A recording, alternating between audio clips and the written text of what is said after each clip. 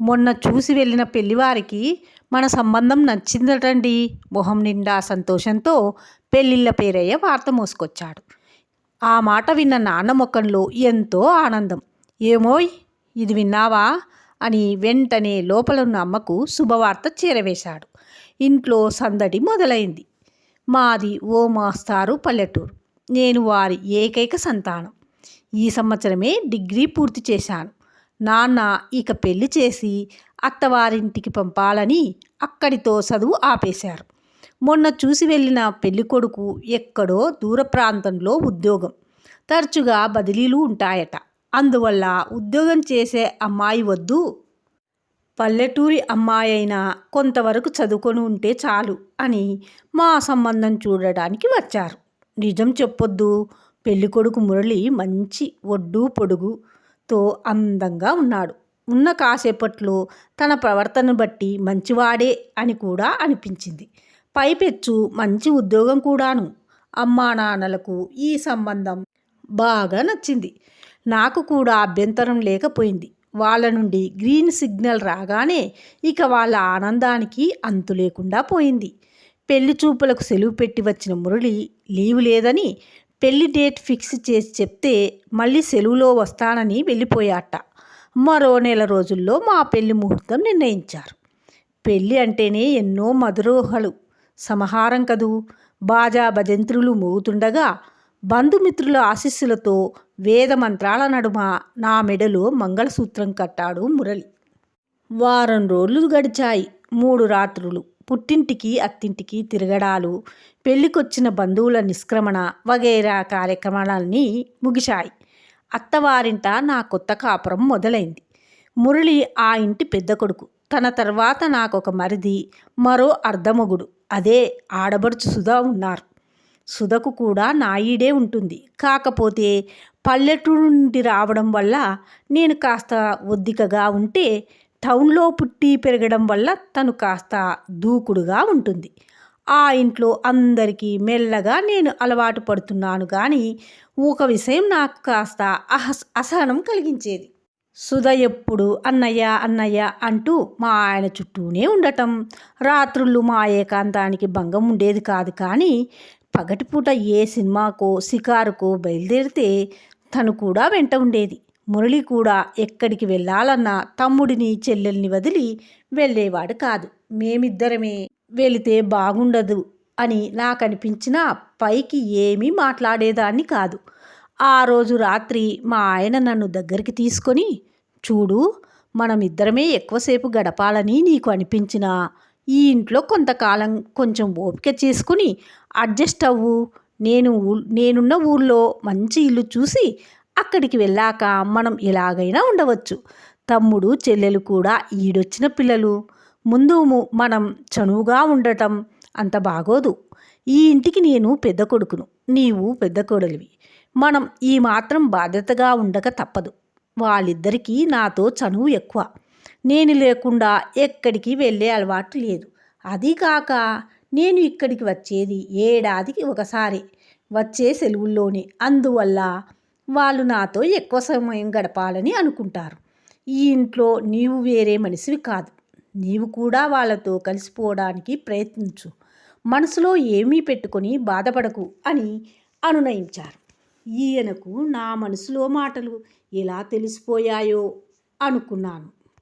ఆయన ఉన్నన్ని రోజులు స్వర్గంలో విహరింపజేశాడు. నెల రోజులు ఎలా గడిచాయో తెలియలేదు. తనకు క్వార్టర్స్ దొరకడానికి 3 నెలలు పడుతుందని, మళ్ళీ వచ్చి తీసుకువెళ్తానని బయలుదేరారు. ఆయన వెళ్ళిపోతారంటే నాకెంతో దిగులేసిందని. ఈ మగవాళ్ళు మహామాయగాళ్ళు. 3 ముళ్ళతో మనసుని కట్టిపడేస్తారు. వెళ్ళేటప్పుడు నువ్వు వెళ్ళాలంటే మీ ఊరికి వెళ్ళు, కానీ నీవు ఇక్కడే ఉండాలనేదే నా ఇష్టం అని చెప్పి వెళ్ళారు. పెళ్ళి అయిన నెల రోజుల్లోనే తన ఇష్టాలని నా ఇష్టాలుగా మార్చుకుని అంతగా నన్ను ఏమార్చారే.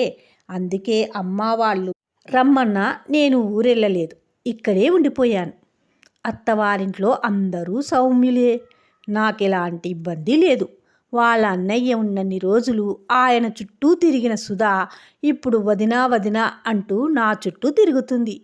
తన మీద మొదట్లో కలిగిన అయిష్టత మెల్లమెల్లగా కరిగిపోతుంది. తను చాలా స్నేహశీలి. నాకు బోరు కొట్టకుండా ఏవో బుక్స్ తెచ్చి పెట్టేది. పాటల సీడీలు తెచ్చి వినిపించేది. నేను కాస్త డల్గా ఉంటే, "ఏం వదినా, అన్నయ్య మీద బెంగ పెట్టుకున్నావా? వచ్చేస్తాడులే" అని ఆట పట్టించేది. మరీ బోరు కొడితే, "లే వదినా, సినిమాకు వెళ్దాం" అని బయలుదేరదీసేది. ఇంట్లో ఎంత పని ఉన్నా, "పదా వదినా, ఇద్దరం కలిసి చేసేద్దాం. ఆ తర్వాత ఎంచక్కా కబుర్లు చెప్పుకుందాం" అని లాక్కెళ్ళేది. చాలా తక్కువ సమయంలోనే మేమిద్దరం క్లోజ్ ఫ్రెండ్స్ అయిపోయాం. తన కాలేజీ కబుర్లు, ఫ్రెండ్స్, వీటితో నాకు కూడా ఇట్టే కాలం గడిచిపోయేది. ఒకరోజు కాలేజీ నుండి హడావుడిగా వచ్చింది. "వదినా, నాకు కాలేజీలో పాటల పోటీ ఉంది. నేను కూడా పాల్గొంటున్నా. ఒక పేపర్లో నీట్గా ఈ వేళలో నీవు ఏం చేస్తూ ఉంటావో పాట లిరిక్స్ టేప్ విని రాసివ్వు ప్లీజ్" అని అడిగింది. పోనీలే అని కష్టపడి కూర్చొని రాసిచ్చాను. కింద నా పేరు రాయమంది. రాశాను. కుంట కోణంగి ఏం చేసిందో తెలుసా? పైన "ప్రియమైన శ్రీవారికి" అని రాసి మా ఆయనకు పోస్ట్ చేసేసింది. అది చేరగానే మా ఆయన దగ్గర నుండి ఫోన్. "మరీ బెంగగా ఉందా? త్వరగానే వస్తానులే" అని. "అదేం కాదు, ఇది మీ చెల్లెలి గారి నిర్వాహకం" అని చెప్తే, "అది సరేలే, నీ మనసులో మాటలు కూడా అవేగా, అందుకే పంపి ఉంటుంది" అన్నాడు మురళి చిలిపిగా. ఈ అన్నా చెల్లెలిద్దరూ అసాధ్యులే అనుకున్నాను. 3 నెలల తర్వాత మురళి వచ్చాడు నన్ను తీసుకువెళ్ళడానికి. మా ఇద్దరి సఖ్యత చూసి, "ఇందుకే నిన్ను ఇక్కడే ఉండమన్నాను" అన్నాడు. నాకు కూడా నిజమే అనిపించింది. నేను మా ఊరి వెళ్ళిపోయి ఉంటే సుధ మీద నా అభిప్రాయం మారి ఉండేది కాదు. నాకు ఇంత మంచి స్నేహితురాలు దొరికేది కాదు. మురళితో బయలుదేరి వెళ్ళేటప్పుడు సుధను విడిచి వెళ్ళలేక వెళ్ళాను. సంవత్సరం తర్వాత మురళి మళ్ళీ ఇక్కడే వదిలిపెట్టాడు డెలివరీ కోసమని. మొదటి కాన్పు పుట్టింట్లో జరగాలని అమ్మ వాళ్ళు పంపమని అడిగినా, అక్కడ పల్లెటూరులో సౌకర్యాలు తక్కువని ఇక్కడే ఉంచాడు మురళి. ఇక్కడ సుధా, అత్తగారు నన్ను కంటికి రెప్పలా చూసుకున్నారు. పండంటి బాబు పుట్టాడు. సుధ సంబరం చెప్పనవసరం లేదు. వాడిని ఎత్తుకోవడం చేత కాకపోయినా తెగ తాపత్రయపడిపోయేది. ఉయ్యాలలో వేసి ఊపడం, ఆడించడం చేసేది. కొన్ని రోజులు తమతో ఉంచుకొని పంపుతామని అమ్మ వాళ్ళు వచ్చి నన్ను, బాబును తీసుకొని వెళ్ళారు. అక్కడికి కూడా అప్పుడప్పుడు వచ్చి చూసి వెళ్ళేది సుధ. ఏళ్ళు గడిచే కొద్దీ మా స్నేహం ఇంకా బలపడుతుంది. సుధ చదువు కూడా పూర్తయింది. మంచి ఉద్యోగం కూడా వచ్చింది.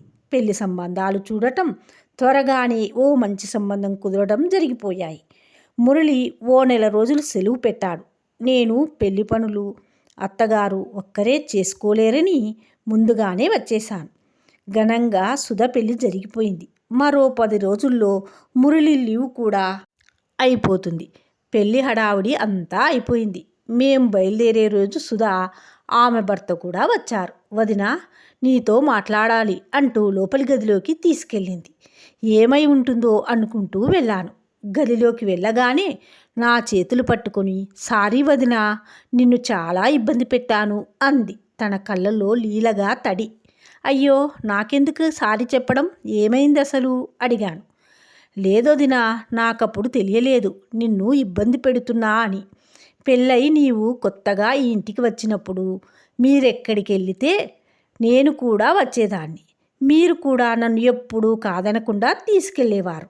ఇప్పుడు నాకు ఆడబడుచులు లేరనుకో, కానీ మొన్న నేను ఆయన సినిమాకు వెళ్తుంటే పెళ్ళికి వచ్చిన ఆయన పిన్ని కూతురు మాతో వస్తానని మారం చేసి వచ్చింది. అప్పుడు మా మధ్య తను ఎందుకు అని నాకు అనిపించింది. ఇబ్బందిగా ఫీల్ అయ్యాను. అప్పుడు కానీ నా మట్టి బుర్రకు నీవు కూడా ఇలా నా వల్ల ఇబ్బంది పడి ఉంటావని తోచలేదు. నాకప్పుడు అన్నయ్యతో సమయం గడపాలని అనిపించిందే గాని మీ మధ్య పానకంలో పుడకలా తయారవుతున్నానని తెలియలేదు. నిజంగా సారీ వదినా." "ఓసి పిచ్చి పిల్ల, ఇంతేనా? నేనింకా ఏదో అనుకొని హడలి చచ్చాను. అవేం మనసులో పెట్టుకోకు. మీ అన్నయ్యకు కూడా మీరంటే ఇష్టం కాబట్టే మేము అలా ఏం ఫీల్ అవ్వలేదు. అందరం కలిసి ఎంజాయ్ చేశాం కదా. ఏళ్ల క్రితం జరిగిన దానికి ఇప్పుడెందుకు బాధపడతావు" అనునయించాను తనను.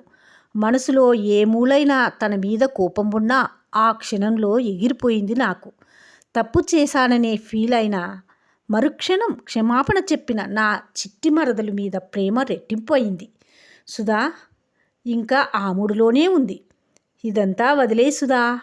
ఊ అయితే ఈ ఇబ్బందులన్నీ తెలిసేలా ఏకాంతం కావాలనిపించేలా చూసుకుంటున్నారన్నమాట మా అన్నయ్య గారు అన్నాను సుధ కళ్ళలోకి కొంటెగా చూస్తూ. చీ పోవదినా సిగ్గుల మొగ్గైంది సుధ.